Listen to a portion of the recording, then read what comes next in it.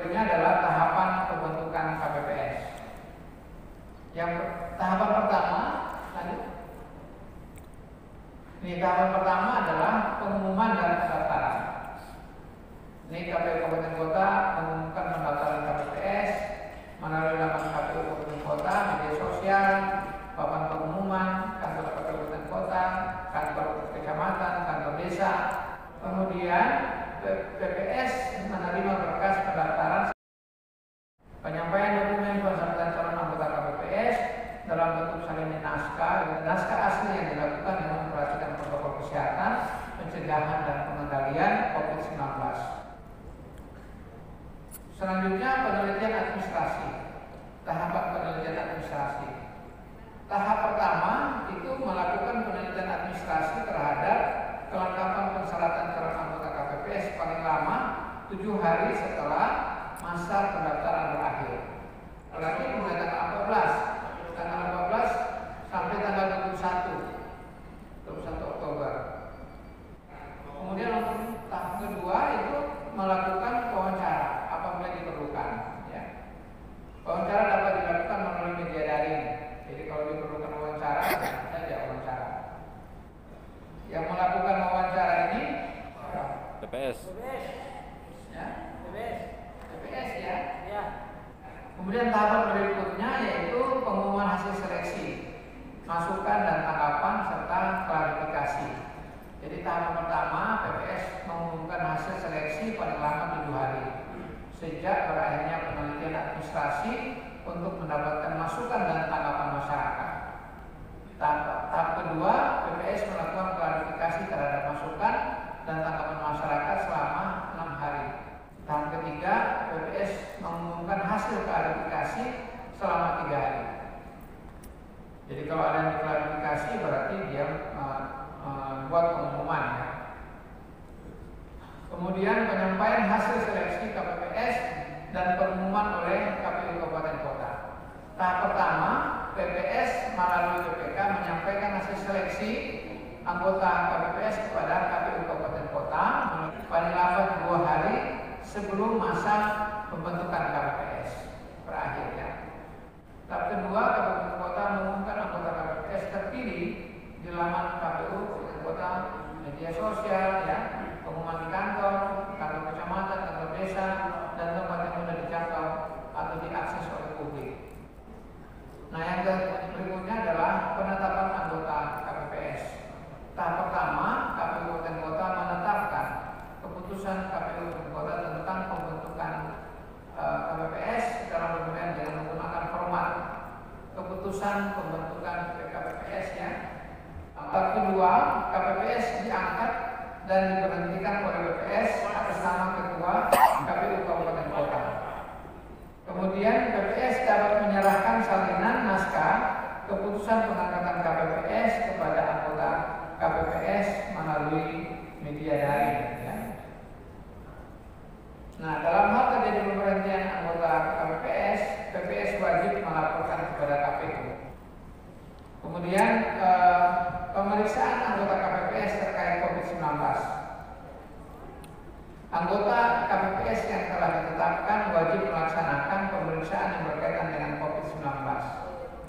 Pelaksanaan pemeriksaan yang dimaksud pada angka 1 dilakukan dalam tahapan pembentukan KPPS.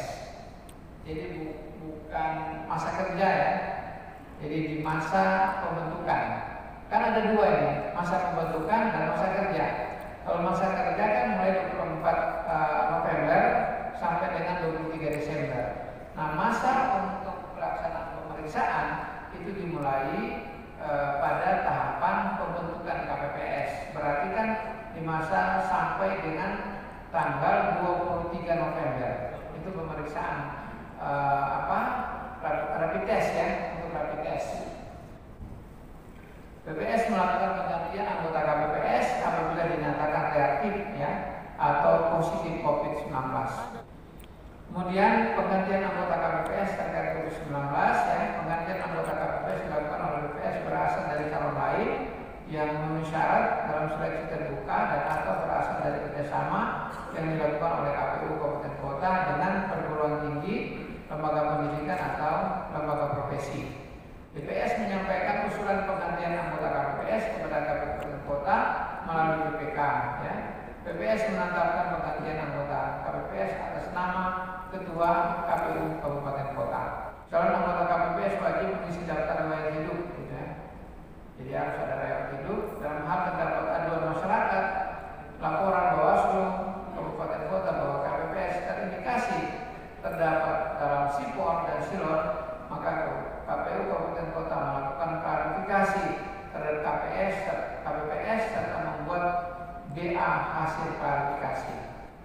KPPS yang telah ditetapkan wajib menandatangani fakta integritas dan surat pernyataan share khusus COVID-19. Ya. Lanjut. Apabila seleksi terbuka anggota KPPS tidak ada peserta yang mendaftar ya, atau tidak memenuhi ketentuan jumlah yang dibutuhkan, BPS melalui BPK melaporkan kekurangan kepada KPU Kabupaten Kota untuk bekerjasama dengan perguruan tinggi, lembaga pendidikan, lembaga profesi atau rekrutmen anggota KPPS dengan melaksanakan mekanisme sebagai berikut. Ya. Pertama, KPU Kabupaten Kota memutuskan dalam rapat pleno bahwa pendaftar dalam seleksi terbuka tidak memenuhi ketentuan jumlah yang dibutuhkan. KPU Kabupaten Kota memutuskan perguruan tinggi, lembaga pendidikan atau lembaga profesi yang akan bekerja sama dalam proses rekrutmen untuk meminta sejumlah kekurangan calon yang dibutuhkan. Nah ini seluruh proses dilakukan dalam tahapan pembentukan KPPS. Jadi semuanya dilakukan di saat pembentukan KPPS. Kemudian pembentukan petugas ketertiban TPS. Ya. Jadi untuk tahap pembentukan ketertiban TPS, BPS menyampaikan usulan nama-nama petugas ketertiban melalui BPK. Ya. Ketertiban kepada KPU Kabupaten melalui BPK. Itu step pertama. Step kedua, KPU Kabupaten Kota menyampaikan persetujuan terhadap nama-nama 2 orang petugas ketertiban pada tiap TPS di seluruh wilayah Kabupaten Kota TPS. Ya. Jadi 2 orang petugas. Kemudian step ketiga, BPS menetapkan petugas ketertiban TPS atas nama Ketua KPU Kabupaten. Jadi ditetapkan ya PPS yang menetapkan ya petugas pengamanan. Itu step 3. Step 4, PPS dapat menyerahkan salinan naskah elektronik keputusan pengangkatan petugas ketertiban TPS melalui media daring. Ya. Nah, ketentuan lain dalam pembentukan petugas TPS, ya, petugas ketertiban, masa kerja petugas ketertiban TPS sesuai dengan masa kerja KPPS. Jadi hampir sama ya masa petugasnya.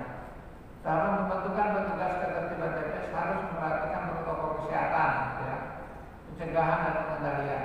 Petugas ketertiban TPS yang telah ditetapkan wajib melaksanakan pemeriksaan yang berkaitan dengan COVID-19.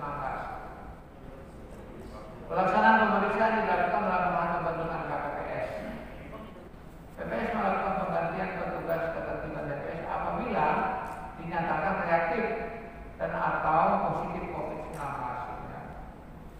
Nah, sebelum mengajukan usulan petugas ketertiban TPS, PPS memastikan petugas ketertiban TPS tidak memihak dan independen. Kemudian mampu melakukan